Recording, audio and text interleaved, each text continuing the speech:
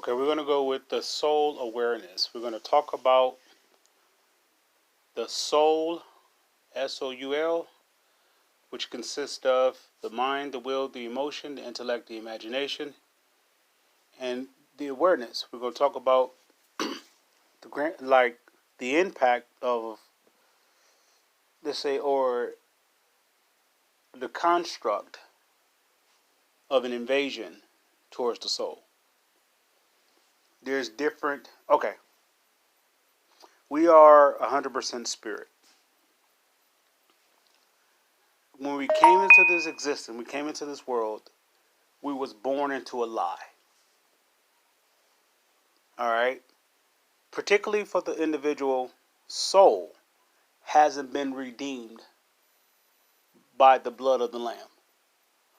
The blood of the lamb gave us a pure is offering us a purified spirit that can come inside of us and that could purify us, that could separate us from the spirit of the lie, which is of fear. This one spirit I'm speaking of is Jesus. Jesus is a mortal flesh, but had the Spirit of God inside of him. He gave up the mortal flesh as a sacrifice so that the blood can be shed of atonement for all sin, for all disobedience, for all actions that actually vow to oppose love, which predominantly keeps us in torment and defeat and agony, being accursed.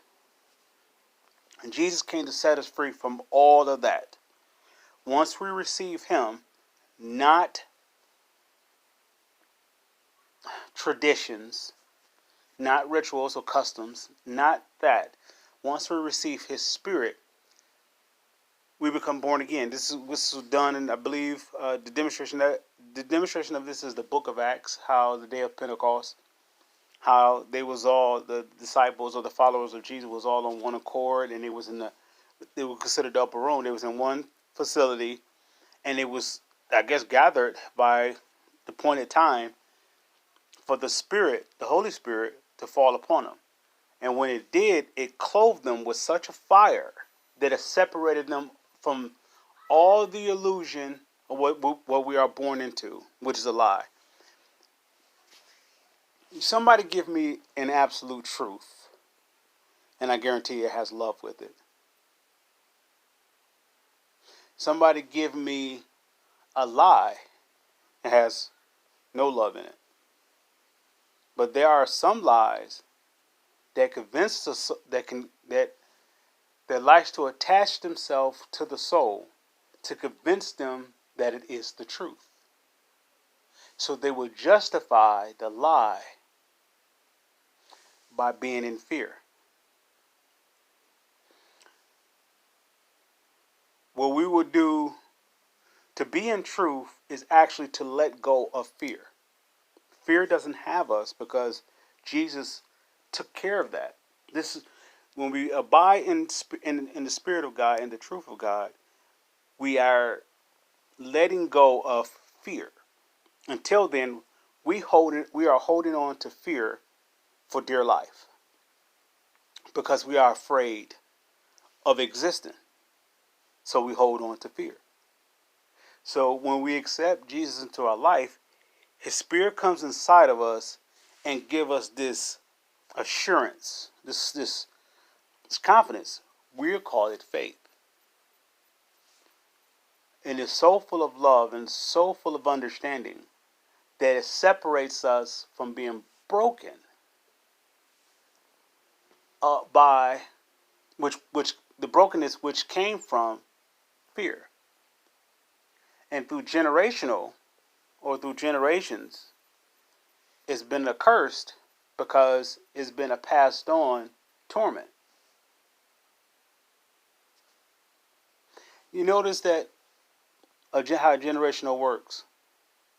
Let me correct that. How a generational curse works. You don't the cycle keeps repeating itself. Regardless how smart one may think or how wise that they are from the next generation or so forth, it still keeps repeating. No matter what they do or how hard they try, they still repeat the cycle.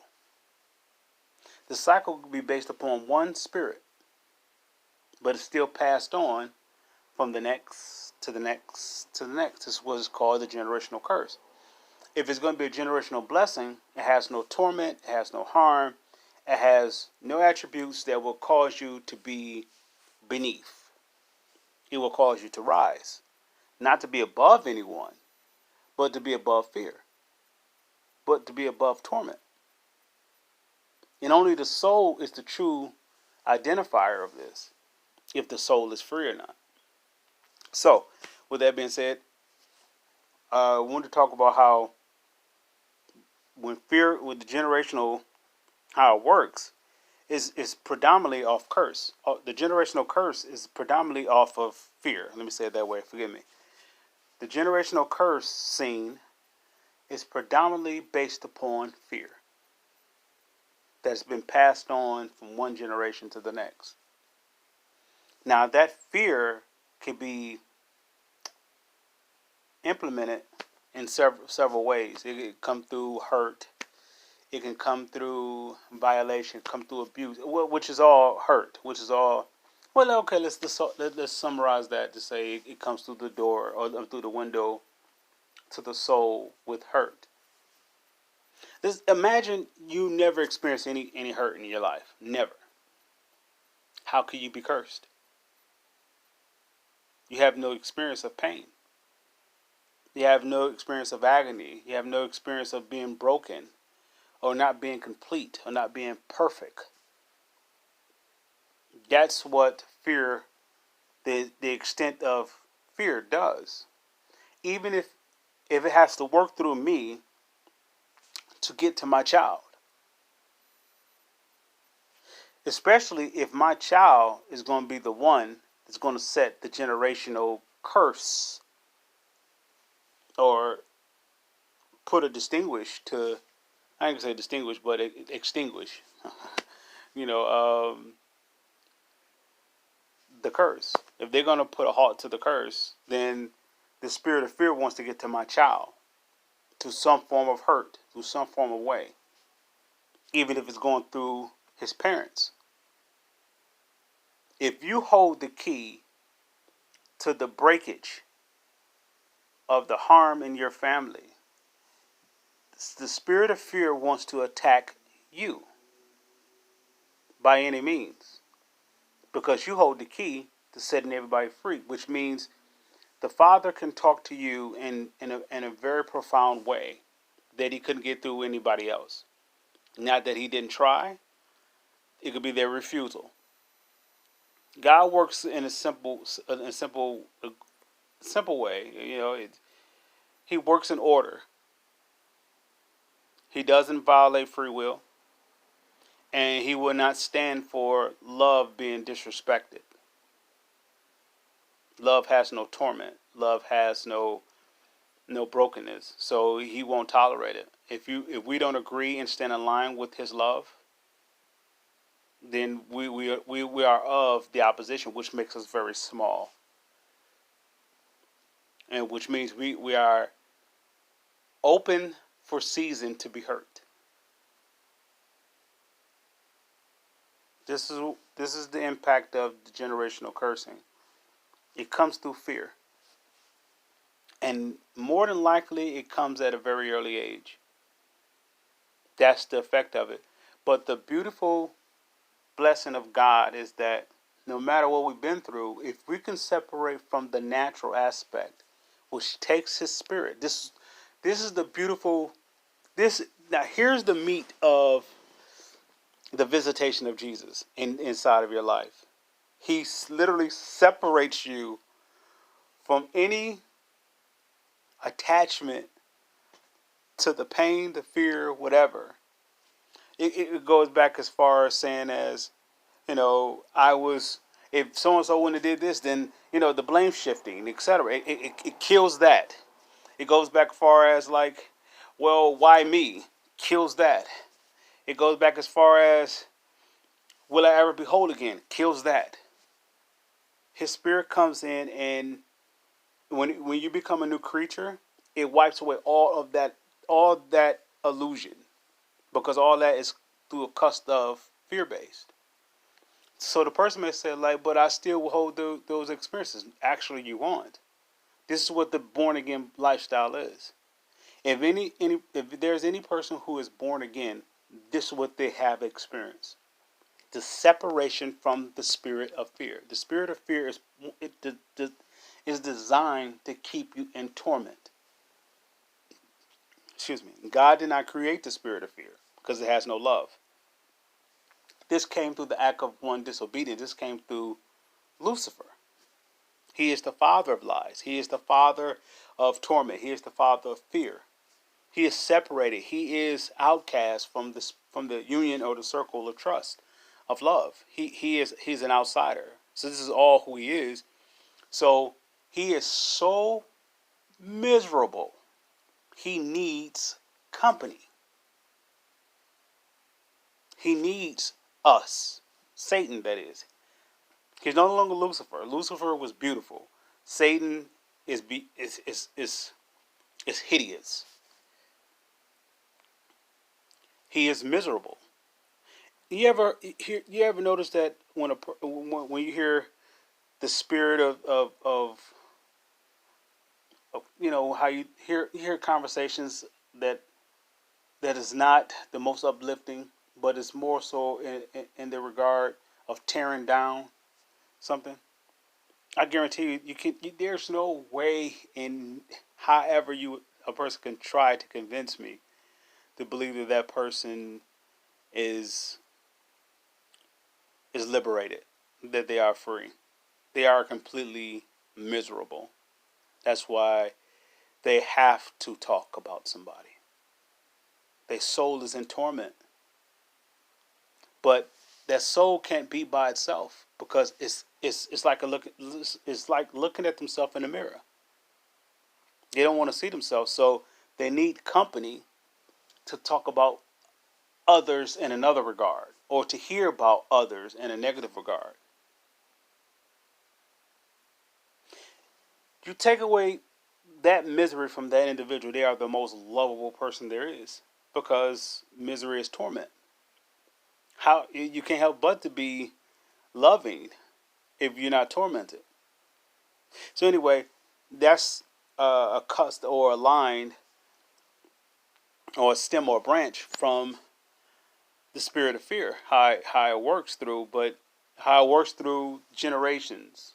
This is There's no border with this, with ethnicity or race or anything of the sorts that we try to classify or categorize.